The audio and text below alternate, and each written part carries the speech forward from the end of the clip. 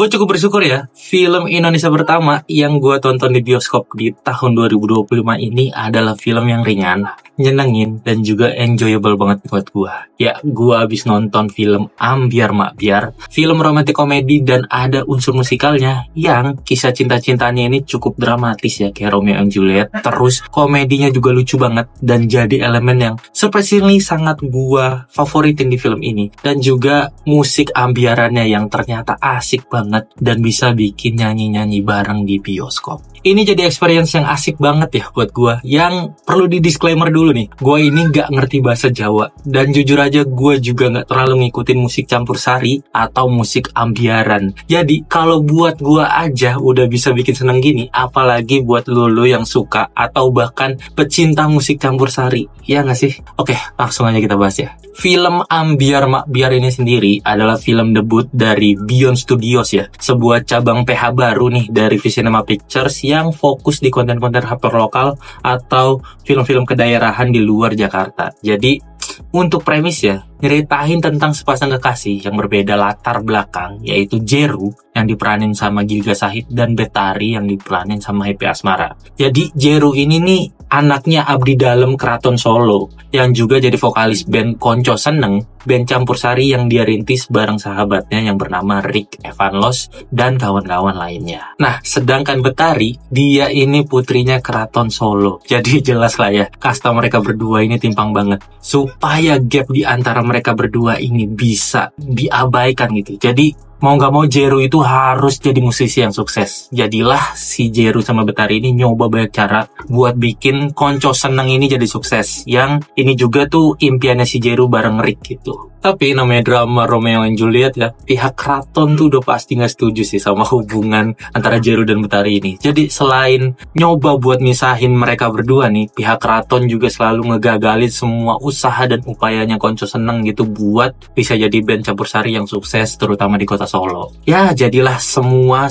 yang diperjuangin sama Jeru dan teman-temannya, mulai dari percintaan, persahabatan, impian bermusik, semuanya jadi berantakan alias Ambyar Makbyar. Yoi, boom, title dropping. Oke, yang pertama yang gue suka dari film ini tuh elemen musiknya ya. Ini lumayan ngebangkitin ketertarikan gue ke musik-musik campur sari, terutama dari ketiga pemeran utamanya yaitu Gilga Syahid, Happy Asmara, sama Evanlos ya. Terus juga ada satu lagi sih, Darboy Gangs yang jadi cameo. Jadi ini tuh ternyata lagunya enak-enak banget dan sing alongable banget waktu gue nontonnya. Dan plusnya lagi tuh, ini ada selipan-selipan dramanya nih soal tema musiknya ini sendiri. Jadi, si Jerunya tuh lebih suka koplo. Terus Ricknya tuh lebih suka sama keroncongan. Jadi, buat gua yang masih baru banget ngenalin musik campur sari ini, jadi tahu soal info-info atau perskenaan campur sari ya. Yang gue juga baru ngeh, ternyata musik-musik campur sari yang kadang gue denger tuh aura-auranya kayak reggae-reggae santai gitu. Ternyata itu hasil mixingan sama keroncongan gitu. Jadi lumayan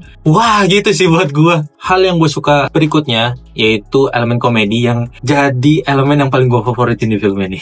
Di sini tuh banyak datang dari dua orang ya, itu Erik Estrada sama Yusril Fahriza yang jadi salah dua dari personilnya Konco Seneng. Gue nggak nyangka banget kombinasi mereka berdua ini lucu banget. Tektokannya, celutukannya, banter-banterannya berasa kayak duo yang udah lama ngelawak bareng gitu. Terus perpaduan dua elemen yang tadi nih yang gue bahas yaitu musik dan komedi. Terus ada juga persahabatannya juga nih. Ngingetin gue sama film Thailand yang judulnya Saksit. Pada tahu kan ya? Ini tuh feelsnya senyenengin itu, mirip-mirip lah pokoknya. Tapi bedanya paling ada di konfliknya aja sih, yang ini nggak semudah Saksit gitu, lebih dewasa. Kalau Saksit kan anak SMA ya. Ini tuh sekitar usia 25-an, bahkan si Erik Estrada ini sendiri udah punya istri dan anak nggak tahu deh kalau anak ya. Tapi intinya Ambyar Makbyar ini lebih dewasa dan mungkin bakal lebih relate sih ke banyak orang. Dan poin selanjutnya yang gue suka dari film ini adalah di dramanya. Yang sebenarnya film ini nih nawarin drama yang cukup beragam ya. Ada percintaan, persahabatan, mengejar mimpi, dan lain-lain gitu. Tapi buat gue yang paling ngena itu justru ada di drama antara anak dan orang tua yang juga nyerempet-nyerempet ke isu sosial. Jadi ada satu scene antara Jeru dan nyokapnya yang Wah, ini lumayan sempet bikin gua ngembeng sih di mata. Kita semua nih yang ngerasa wong cilik gitu, yang selama ini seringnya ya terima-terima aja gitu di hadapan orang yang punya kuasa gitu. Oh iya, pokoknya layak dicontoh lah apa yang dilakukan sama ibunya Jero ini. Apalagi film ini juga ngangkat hal yang lumayan ngasih kesegaran ya ke perfilman Indonesia, yaitu ngangkat soal pergesekan antara keluarga royal family Keraton Solo sama keluarga abdi dalamnya yang bisa dibilang kasta paling rendah di dalam keraton gitu. Nah, Keraton Solonya ini nih yang lumayan jarang nih diangkat ke film Indonesia karena ya denger-denger emang gak boleh sembarangan gitu buat pakai atribut atau bahkan lokasinya gitu buat dipakai syuting. Sekarang kita giliran ngomongin kekurangannya atau hal-hal yang sedikit ngeganggu yang mengurangi kenikmatan nonton filmnya gitu. Nah, yang pertama itu ada di departemen artistik, terutama di make up. Bro, itu bewok palsunya si Rick tuh ganggu banget beneran dah. Karena pertama gak konsisten, dia tuh kadang tebel, kadang tipis, kadang juga gak rata. Dan yang kedua, ini tuh bewoknya tuh gak ada pengaruh atau korelasinya sama sekali ke cerita gitu. Jadi buat apa dipaksain brewokan? Gak cocok juga mukanya gitu. Terus ada satu lagi, ada scene dimana tuh Jero lagi nyanyi sama si Betari via video call gitu bareng-bareng. Jadi Jero ini kan namanya nyanyi ya berkali-kali di close up gitu mukanya, tapi mukanya tuh keringetan di sini sampai ke leher-leher gitu. Yang gue liat kenapa didiemin ya gitu. Gue nggak tahu ini ada maksud terselubung apa enggak, tapi kalaupun ada, gue heran sih maksudnya apa. Dan kalaupun nggak ada, kenapa itu didiemin gitu. Terus kekurangan selanjutnya itu ada di babak terakhir ya, atau babak resolusi yang menurut gua agak sedikit terburu-buru dan ada beberapa belokan yang kesannya tuh tiba-tiba. Jadi kayak misalnya nih dari si A atau si B yang sebelumnya tuh nggak bisa ngelawan gitu, tapi tiba-tiba nggak taunya ya bisa-bisa aja gitu ngelawan, kenapa nggak dari awal gitu.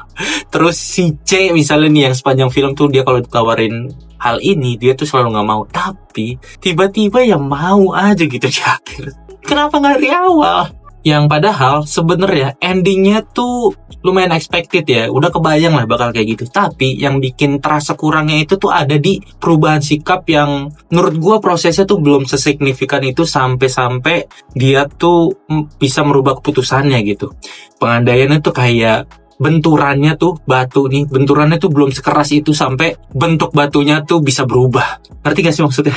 Ngerti lah ya. Poin terakhir yang menurut gue merupakan kekurangan tapi ya udahlah ya, yaitu adalah actingnya. Ya kenapa gue bilang udahlah ya, karena ini wajar sih kan mereka tuh banyak aktor debutan yang bahkan menurut gue belum bisa dibilang aktor ya. Mereka ini penyanyi yang akhirnya debut acting gitu.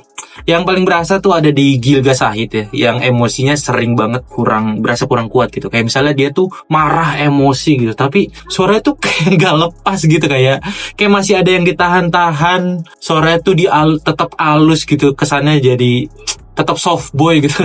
Sebel sih gue, kayak lu tuh marah-marah aja men, gak usah sosokan soft boy. Tapi lagi-lagi ini expected banget ya, dan sangat bisa dimaklumi gitu. Jadi secara keseluruhan buat gue film Ambyar ini jadi film yang ringan, yang cukup memuaskan dan menghibur lah ya, buat gue jadiin film pembuka di tahun 2025 ini. Terus juga konten atau film hyperlokalnya ini juga cukup berhasil sih menurut gue, karena meski ini Jawa juga ya, tapi yang diangkat tuh Solo, terutama keratonnya yang kayaknya masih jarang diangkat ke film, dan ini ngasih kesegaran lah ya. Untuk itu jelas lah ya, film ini gue rekomendasiin banget, apalagi buat temen-temen atau lu semua yang suka bahkan pecinta lagu-lagu Ambyaran ya. Pokoknya siap-siap aja deh nyanyi bareng deh tuh di dalam bioskop. Ajak teman-teman lu yang suka lagu Ambyaran juga. Oke, gue rasa itu aja dari gue buat film Ambyar ini. Jadi jangan lupa subscribe, like, dan share buat dukung habis nonton film. Dan jangan lupa tulis komentar kalau lu udah nonton filmnya. Oke, sampai ketemu di video dari habis nonton film lainnya. Bye.